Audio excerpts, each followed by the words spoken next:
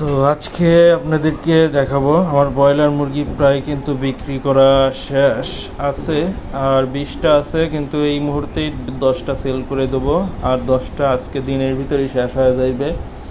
তো নিচের মাচালের প্রজেক্টটা সম্পূর্ণ কমপ্লিট হওয়ার পরে আপনাদেরকে একটা হিসাব দেখাবো ইনশাল্লাহ।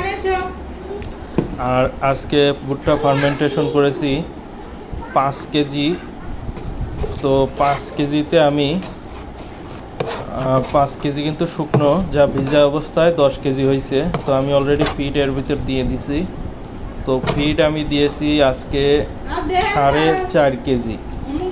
তাহলে কিন্তু আমার ফার্মেন্টেডের চেয়ে ফিডের পরিমাণ কিন্তু একটু কম। সেই ক্ষেত্রে আপনারা ধরে নেবেন যে আজকে কিন্তু আমি পার্সেন্টেজটা হয়েছে হলো মানে 55% ফার্মেন্টেড আর 45% ফিড। আর এই যে এখানে আমি প্রোবায়োটিকটা আমি বোতলে রেখে দিয়েছিলাম, প্রোজাইমভেট, ওইটা কিন্তু হালকায় দিয়ে দিলাম 1-2 গ্রামের মতো।